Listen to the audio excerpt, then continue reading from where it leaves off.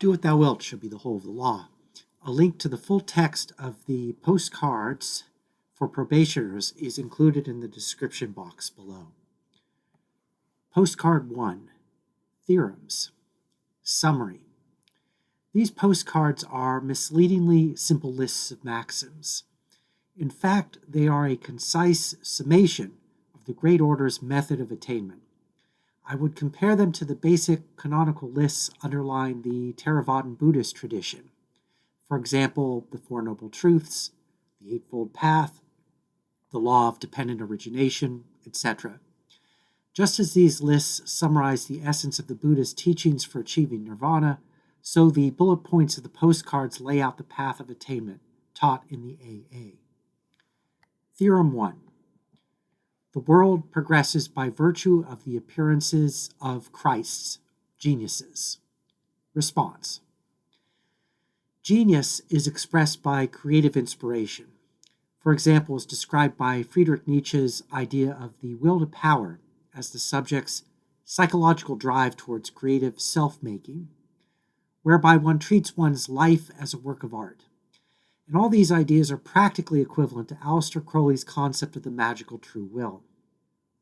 In a thelemic context, world progress, so-called, should not be read in terms of the liberal bourgeois notion of progress with a capital P, nor is the great man theory of history here being uncritically endorsed as well. For example, Thomas Carlyle's On Heroes and Hero Worship, for example. Rather, a Christ is as much the expression of the zeitgeist or spirit of their times as they are also an individually motivated actor upon the stage of history. So that as the world proceeds from the ideological hegemony of one paradigm to another, there arise a series of world historical individuals who embody and impart the liberative progressive dynamic of history to culture. In the current historical epoch or aeon, the slave religion of imperial colonial Christianity, in the form of contemporary neo-fascism, must be overthrown. Genius is therefore urgently needed to facilitate the revolutionary defeat of Christian neo-fascism on numerous fronts of practical action. Theorem 2. Christs, or geniuses, are men with superconsciousness of the highest order. Response. I understand superconsciousness to refer to the subject's access to the psychological dimension of the creative drive through ecstatic trance, facilitated through the medium of the active imagination, or in other words, magic. Theorem 3. Superconsciousness of the highest order is obtainable by known methods. Therefore, by employing the quintessence of known methods, we cause the world to progress. Response. Among the known methods is the obtaining of the knowledge and conversation of the holy guardian angel. The quintessence of known methods is the scientific and skeptical methodology of the AA system of attainment, which combines magic and mysticism. Postcard 2, Essentials of Method. Summary. At issue is what kind of method is practically ideal to produce superconsciousness or illumination as a natural phenomenon. Supernatural theology and conventional moralizing are rejected in favor of the training of the mind through retirement and concentration. Theorem 1. Theology is immaterial, for both Buddha and St. Ignatius were Christs. Response. The exoteric form adopted for historical convenience by the expressors of superconsciousness is the necessary yet also arbitrary shell concealing the esoteric kernel of illumination. Theorem 2. Morality is immaterial, for both Socrates and Muhammad were Christs. Response. Ethics is context-dependent and therefore historically and culturally variable. The magician must discriminate their own uniquely authentic approximation of the good appropriate to their particular circumstances, so as to minimize political distractions from the attainment of superconsciousness. Theorem 3a. Superconsciousness is a natural phenomenon. Response. Therefore, superconsciousness is not a supernatural phenomenon. It is an immanent capacity of human existence. Theorem 3b. Its conditions are therefore to be sought rather in the acts than the words of those who attain it. Response. Underlying the historical diversity of exoteric religious traditions is a common esoteric experience of illumination based on broadly similar methods of practice. Theorem 3c. The essential acts are retirement and concentration, as taught by yoga and ceremonial magic. Response. The basic methods of practice to attain esoteric illumination are withdrawal from unconscious immersion in the public world of social consensus reality, and the proactive refocusing of attention on the ecstatic divinity of the awareness that is the creative ground of the experiencing of the world of appearances. Both these practices are cultivated in yoga and ceremonial magic. Yoga through the training of the mind, and magic through the symbolic dimension of somatically embodied ritual observances. Postcard 3. The method of equilibrium 1. The passions, etc. Summary. The theme of equilibrium alludes to the scales of the balance described in the Sefer Yetzirah, formed by the 3 mother letters of the Hebrew alphabet. In the neophyte ritual of the Golden Dawn, this symbolism is allegorized as the maxim that equilibrium is the basis of the great work. The next 4 postcards apply this to different components of the spiritual constitution. This postcard concerns the practitioner's attitude towards yama and niyama, or the ethical parameters of spiritual practice. Crowley interprets these negatively rather than prescriptively, meaning that practice should be categorically set apart from ethics, which are a social matter separate from the formal observance of spiritual exercises. By making this distinction, ethics is freed from interference from religious dogmatism, and mysticism is freed from interference from moralizing prudery. Theorem 1. Since the ultimate truth of theology is unknown, all codes of morality are arbitrary. Response. God being dead, all notions of ethics, whether intuitive or systematic, are practical and contextual. Theorem 2. Therefore, the student has no concern with ethics as such. Response. In contrast, the mystic is concerned with their relationship to the absolute, which is beyond good and evil in a human sense, as these terms only have meaning in a human sense. Theorem 3. He is consequently free to do his duty in that state of life to which it has pleased God to call him. Response. The mystic is therefore released to attack the problem of the absolute independently of pedantic moralizing.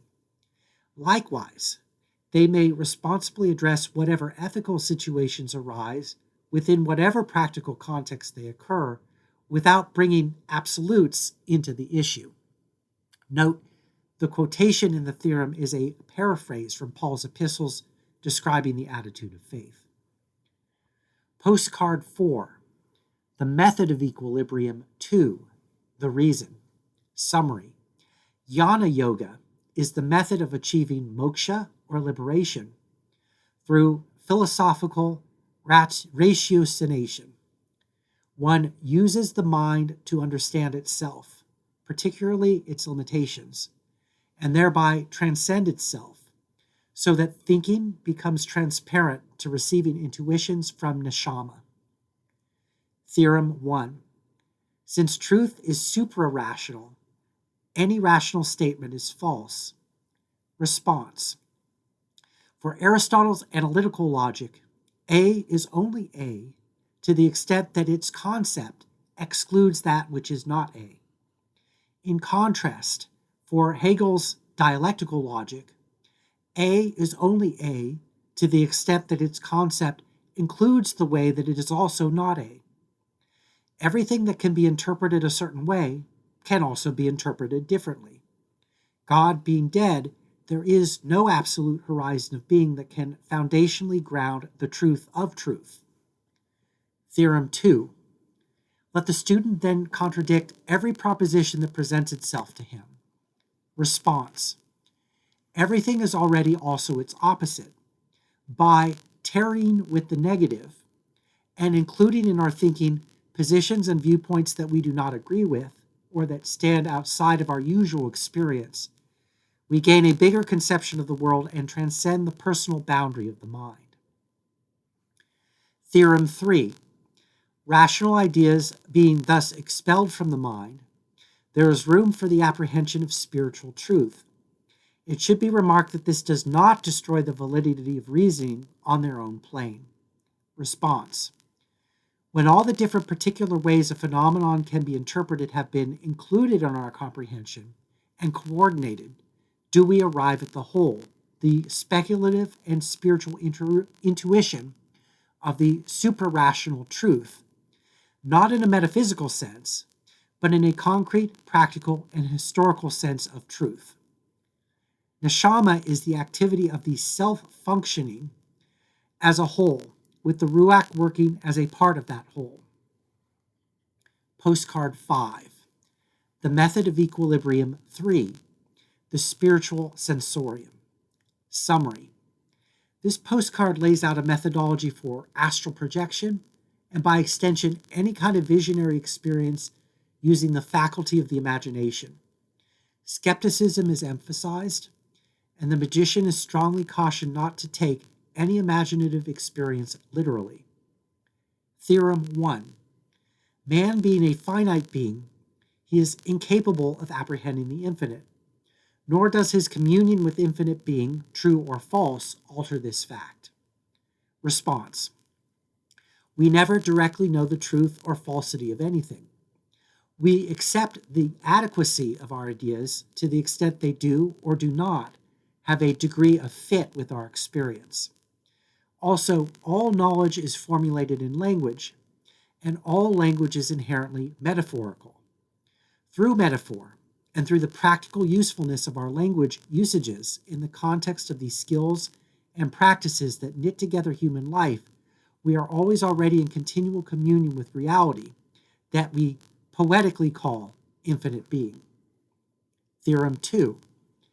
Let then the student contradict every vision and refuse to enjoy it. First, because there is certainly another vision possible of precisely contradictory nature. Secondly, because though he is God, he is also man upon an insignificant planet. Being thus equilibrated laterally and vertically, it may be that either by affirmation or denial of all these things together, he may obtain the supreme trance. Response. The human spirit forms a triad with heaven and earth, according to Shunsu. Our being encompasses and equilibrates the universal and the particular, the infinite and the finite, the eternal and the temporal. By the suspension of even unconscious effort to attain union with the divine that we already are, through the exhaustion of the effort to attain through an unceasing purity of aspiration, thinking will become absorbed in and at rest as the ecstasy that is itself. Postcard 6. The method of equilibrium. 4. The result. Summary. Trance is defined as the goal of magic and mysticism, contrasted with the imperfection of obsession that stains the mirror of the mind, impeding the Ruach's reflection of neshama. Theorem 1. Trance is defined as the ecstasis of one particular tract of the brain caused by meditation on the idea corresponding to it. Response.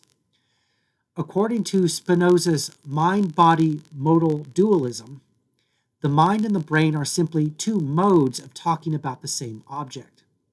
Therefore, a tract of the brain is identical with the idea corresponding to it. Trance is therefore defined as the innately ecstatic functioning of the mind-brain, whose blissful condition is unimpeded due to the concentration of that functioning, unmixed with other distracting impulses. Theorem 2. Let the student therefore beware, lest in that idea be any trace of imperfection. It should be pure, balanced, calm, complete, fitted in every way to dominate the mind as it will, even as the choice of a king to be crowned. Response.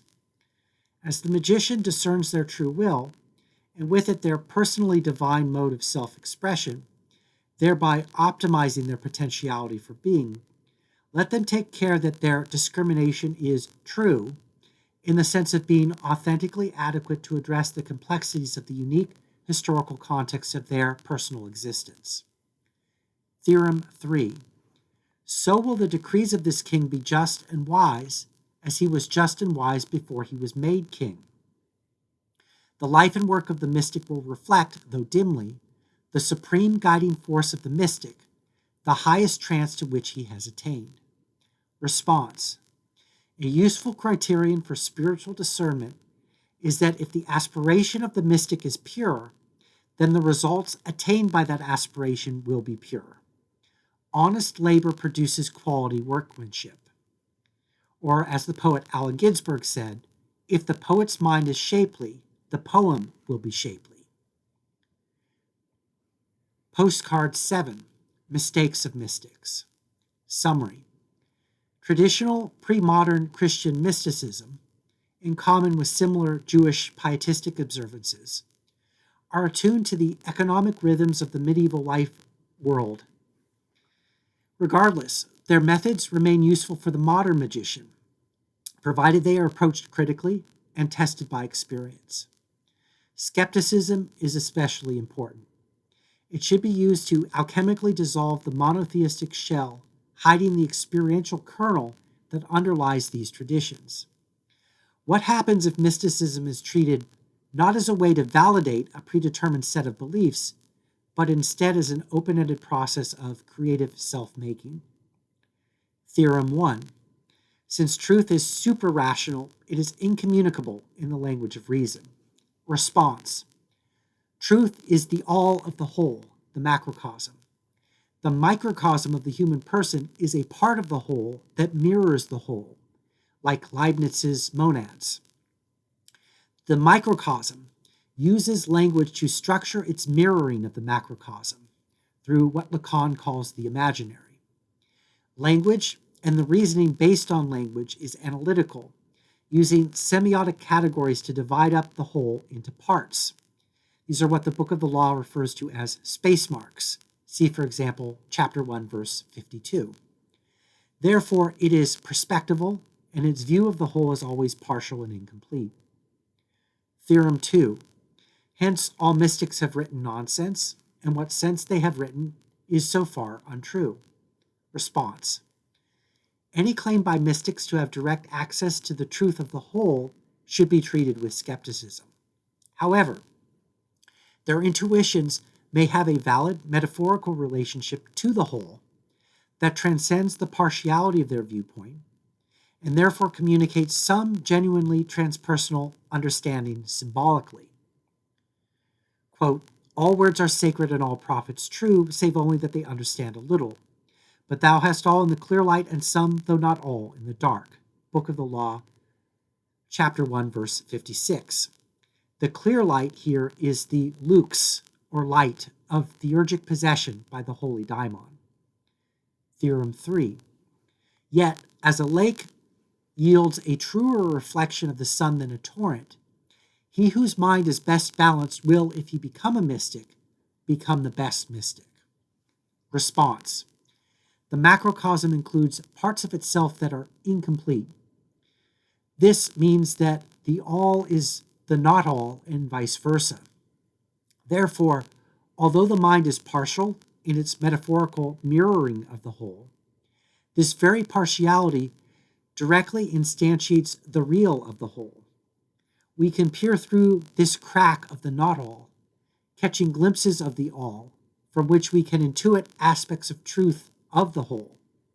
Mind is the spiritual medium through which we receive these intuitions of neshama. If this medium be stilled and calmed, it will become transparent to the alchemical precipitation of its true will.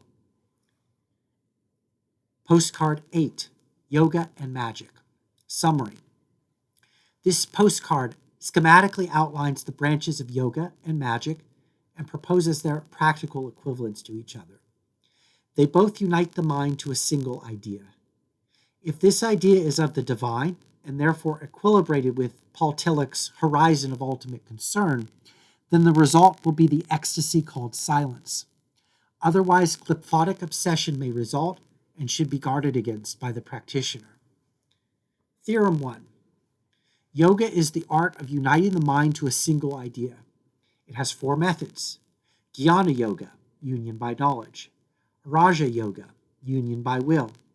Bhakti Yoga, union by love. Hatha Yoga, union by courage. To this add Mantra Yoga, union through speech. Karma Yoga, union through work. These are united by the supreme method of silence. Response. The 4, or rather 6 yogas, are here corresponded to the 4 powers of the Sphinx, with the power of silence being expressed by courage. This implies that the supreme method of silence is a way of action, akin to the way of the Tao, where the silence in question refers to the lack of friction resulting from the planes having all been equilibrated with each other. Theorem 2. Ceremonial magic is the art of uniting the mind to a single idea. It has 4 methods. The Holy Kabbalah, union by knowledge. The Sacred Magic, union by will. The Acts of Worship, union by love. The Ordeals, union by courage. To this add the Invocations, union through speech. The Acts of Service, union through work. These are united by the supreme method of silence. Response. The high theurgy of Iamblichus is restated in its primitive clarity. Theurgy is the demiurgy, divine work, that energizes or affects the soul or self into unity with the divine essence, which is of the same substance as the soul. All the components of the ceremonial cultus are synthemata, or symbols of this union, and thereby invoked in the soul by mimesis, imitation or reflection. Theorem 3. If this idea be any but the supreme and perfect idea, and the student lose control, the result is insanity, obsession, fanaticism, or paralysis and death. Add addiction to gossip and incurable idleness, according to the nature of the failure. Let then the student understand all these things and combine them in his art, uniting them by the supreme method of silence. Response. The Postcards for Probationers ends with a note of caution. The great order is in principle open to everyone, yet its universality necessitates that it be selective in practice. Knowledge of the self must be learned, or its pretense is merely the fatuity of ignorance. Equilibrium is therefore to be sought through the training of the mind as the foundation girding the great work. Love is the law, love under will.